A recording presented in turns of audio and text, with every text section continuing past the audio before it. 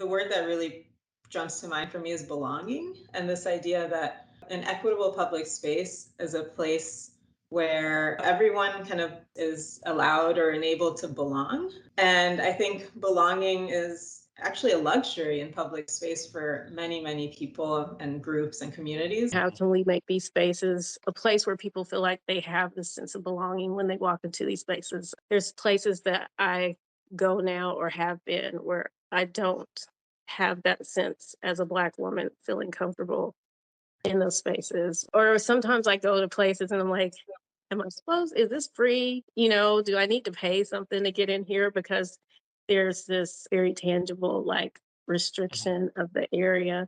But also sometimes there's this intangible feeling that for a person of color, you might not feel like you belong or have access there.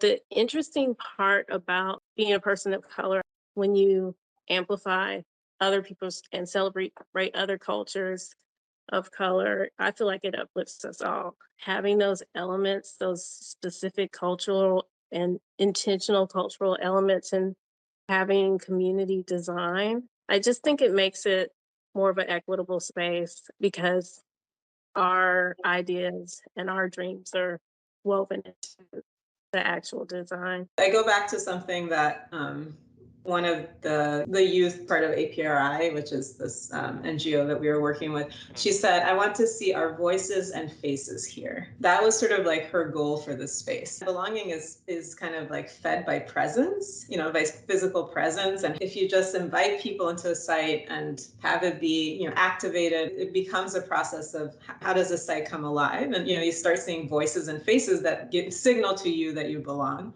Belonging is a feeling, and that's not enough. We should feel like we belong. But what I hope we move towards is just people understanding that they should and can have ownership in the public realm. That has historically not been the case. And so that has kind of been codified in the way that people relate to public space is that I don't have a say, I don't have political power.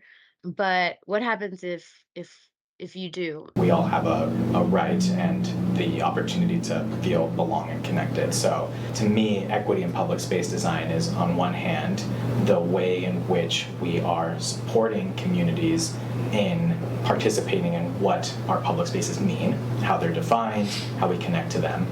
And then I think the other part is how it then supports really everyone, but particularly folks that have been marginalized historically, to use those public spaces for some benefit. And maybe that is their own health and well-being. Maybe it's community building and organizing. Maybe there's some relationship to economic development, etc. And so I believe really strongly that shared spaces and public spaces and the built environment can produce justice.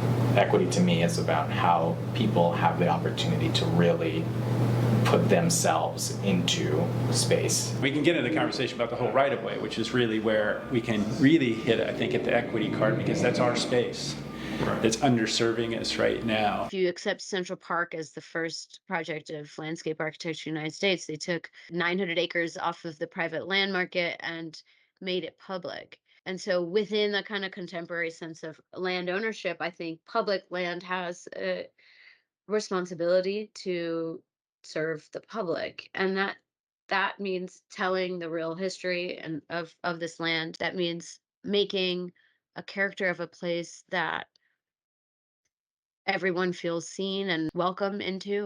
But I think at the end of the day, equity in the public realm is, there's a deep sense of responsibility to make places feel resonant with the people that they're serving. Olmsted talks about this, that parks are kind of in public space are kind of a way for us to strengthen the modes of engagement that are actually the bedrock of a democracy. We have to come together and steward things like the public realm together. If you think about Central Park as a democratic mechanism, I mean, there's all sorts of institutions and organizations that are engaged in just keeping it going. At one point, Central Park employed more people than any other public entity in the city of New York. And, Central Park is problematic also in a lot of ways, wiped out 19th century landowning African American community. There's such a mistrust in the planning and parks departments because of hundreds of years of very racist policies.